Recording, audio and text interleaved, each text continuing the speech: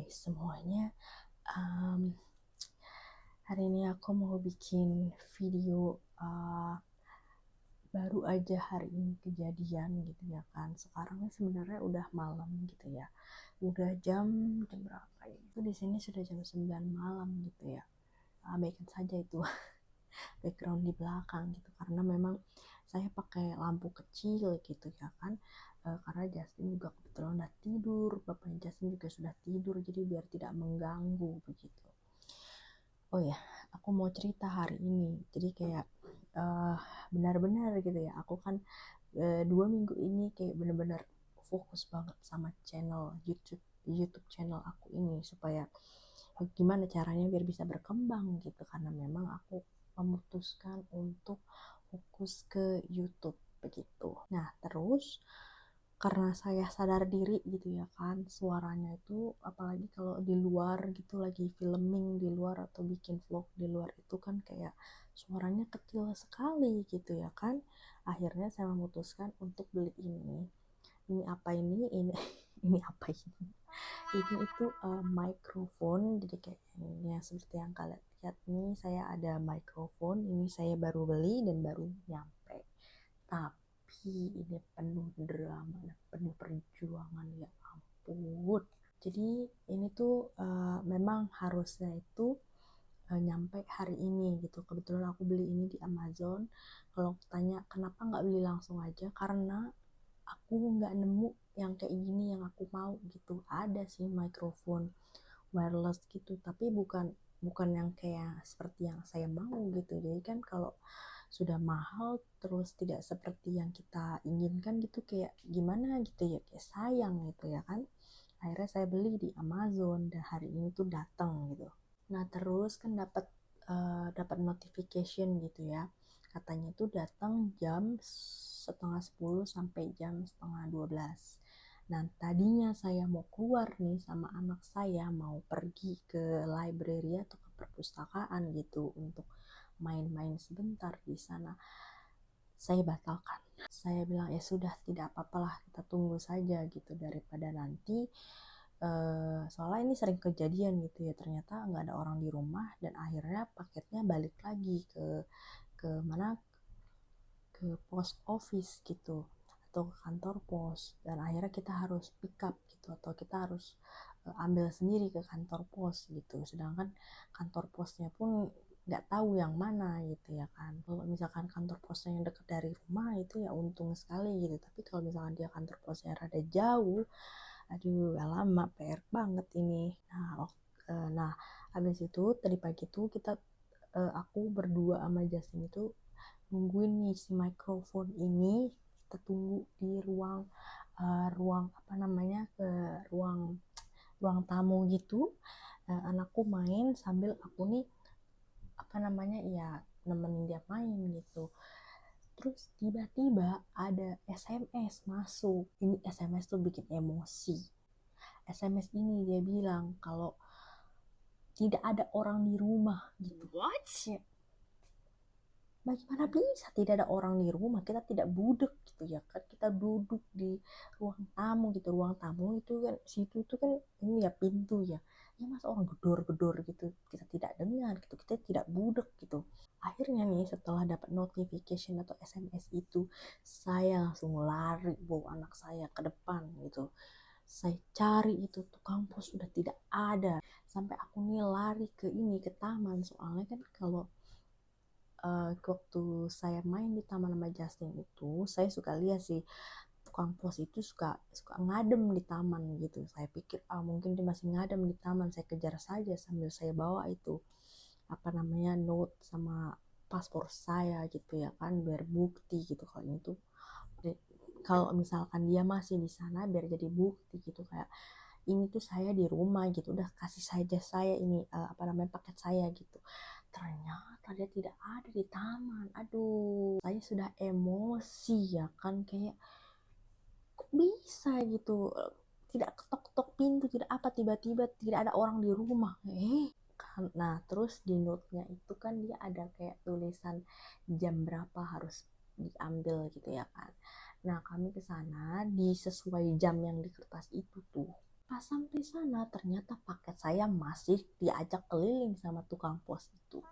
Artinya apa? Artinya paket saya belum nyampe di eh, kantor pos yang tertera di note tersebut. Jadi di note itu mereka tulis kita harus ambil jam berapa dan di kantor pos mana gitu. Ketika saya sampai sana di kantor pos itu yang sudah tertera di kertas itu sama di jam yang harus kita yang sudah mereka tentukan, paket saya belum tiba gitu, maksudnya paket saya tidak ada. Jadi ternyata paket saya itu masih diajak keliling-liling sama si tukang pos itu.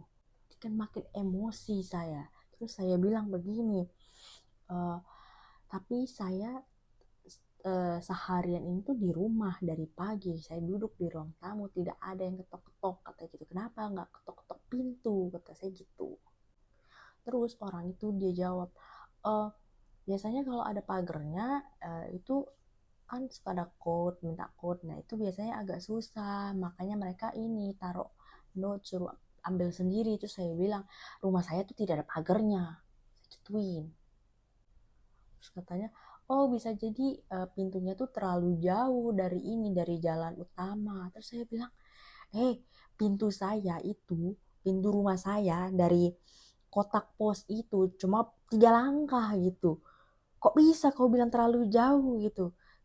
Cuma 3 langkah gitu. Kau pun bisa lihat nomor rumah saya dari luar tuh kelihatan nomor rumahnya gitu. Kok bisa terlalu jauh gitu? Terus dia bilang, oh ya mungkin dia takut hilang skuternya. Terus saya bilang, siapa yang mau ngambil skuter gitu ya kan? Ya ampun, ketok-ketok pintu paling berapa detik sih? Tidak ada. Kau kau tinggal tiga berapa ya?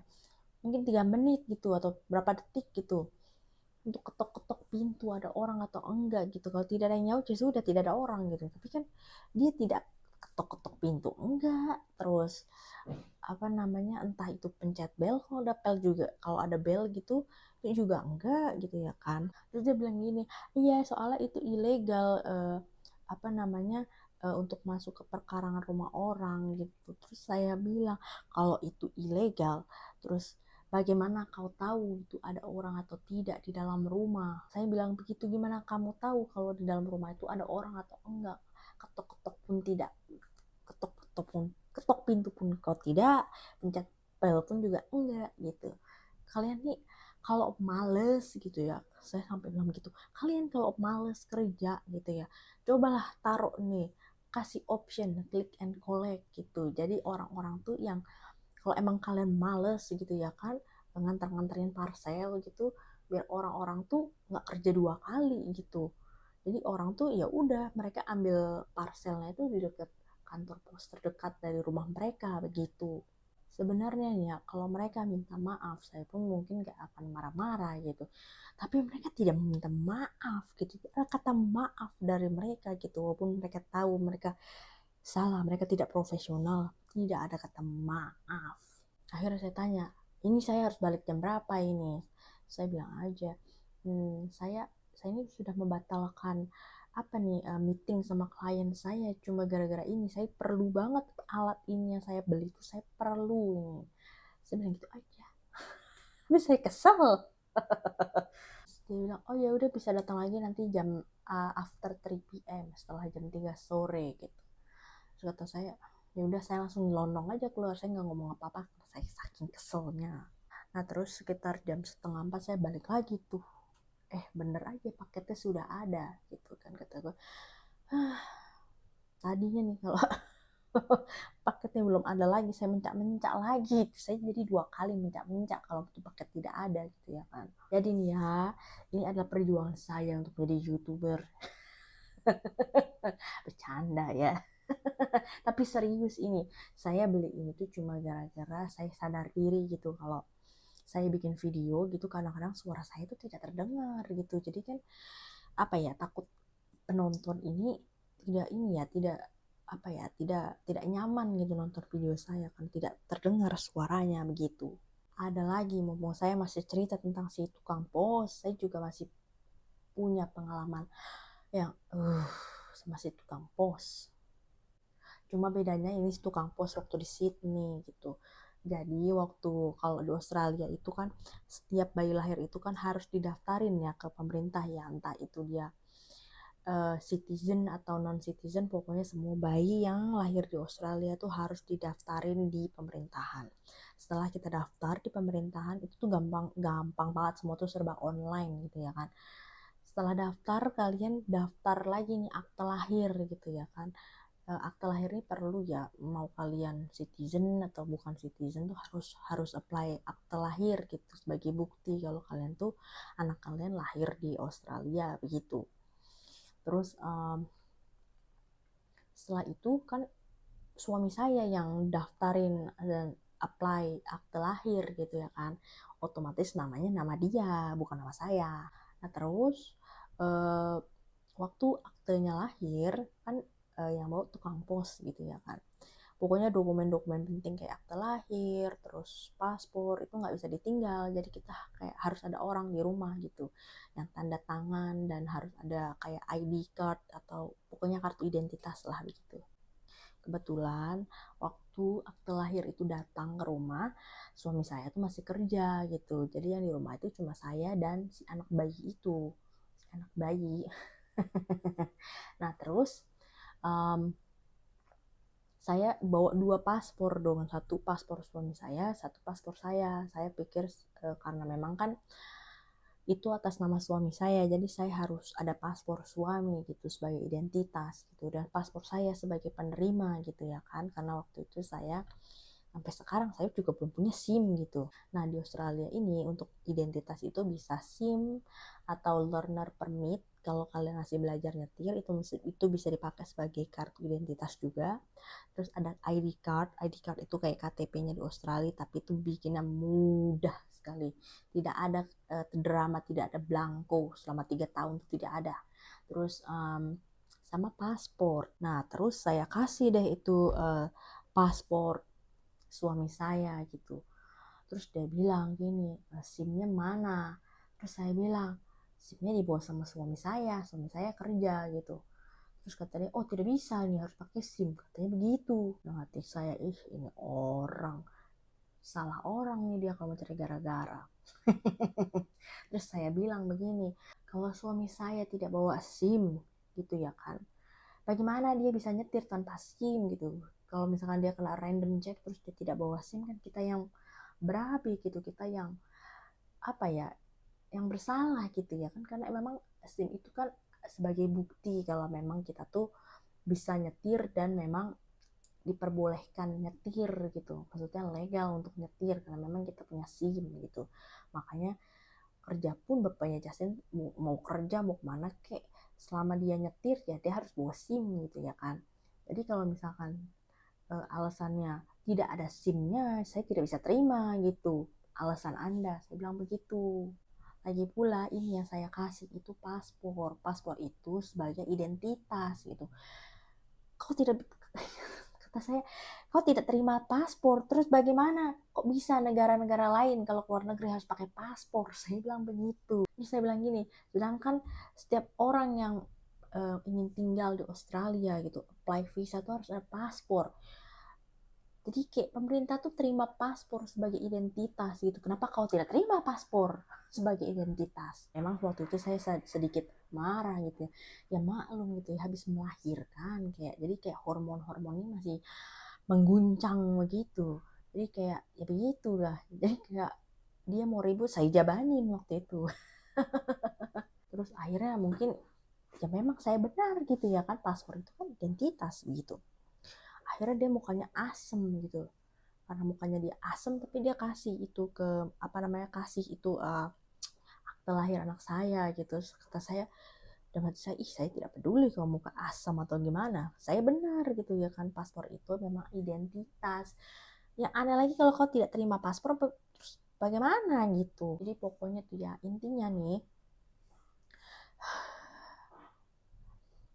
emosi, saya masih emosi. Pokoknya nih uh, tukang pos di Australia ini sudah terkenal. Terkenal apa? Terkenal malas gitu ya kan. Kenapa saya bilang terkenal malas?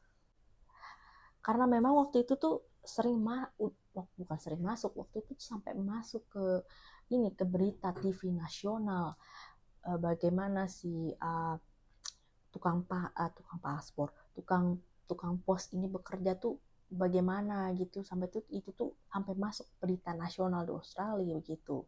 Jadi dari yang paketnya dilempar lah, dari yang ini mereka tidak ketok-ketok pintu, tidak pencet bel atau apa, tiba-tiba ya udah tidak ada orang gitu di rumah. Walaupun tidak semua pegawai tukang pos begitu, tapi banyak yang nakal gitu. Kalau kata teman-temanku emang banyak yang nakal gitu. Jadi kalau kalian ketemu tukang pos yang nakal kayak kejadian hari ini nih, yang katanya nggak ada orang di rumah, ternyata mereka tidak ketok pintu, mereka tidak pencet bel, mereka cuma main, aku tidak ada orang di rumah, sudah kau ambil saja ini paketmu di ini di kantor pos. Sampai kantor pos kalian marah-marah aja, tidak apa-apa, karena yang marah-marah tuh nggak cuma saya saja gitu, teman-teman saya pun ternyata juga mereka suka marah-marah ketika hal tersebut terjadi gitu. Dan orang-orang lain pun kayak teman-teman saya, tetangga saya pun mereka juga melakukan hal yang sama gitu, kayak marah gitu, kayak kenapa kau malas sekali, cuma ketuk pintu saja kau tidak mau gitu, padahal tidak ada gate gitu. Mereka tuh ada aja alasannya, kayak ya ampun, kalau kalian sadar kalian tidak profesional dan bekerja tuh ya sudah minta maaf lah sama customer gitu, sudah salah tidak minta maaf, aduh. Ya udah, intinya kalau kalian ketemu tukang pos nakal kayak saya hari ini, omelin aja, bodo amat mau dilihatin orang atau gimana, biar mereka tuh sadar gitu ya kan. Emang gimana ya, orang malas malas bekerja tuh memang harus diomelin kayaknya ya. Mau mau dia orang mana kek, ya namanya orang malas bekerja ya wajib ditegur gitu. Untuk saya, makasih ya sudah mendengarkan ocehan saya malam ini, karena saya benar-benar kesal gitu. Ya ampun, waktu saya tuh benar-benar terbuang sia-sia gitu, kayak aduh capek sekali saya hari ini. Capeknya tuh karena capek kesel gitu, kayak kayak capek marah gitu, kayak aduh gimana sih, kayak emosi gitu. Oke, terima kasih ya sudah menonton video ngoceh saya malam ini, and then I will see you in the next video. Bye.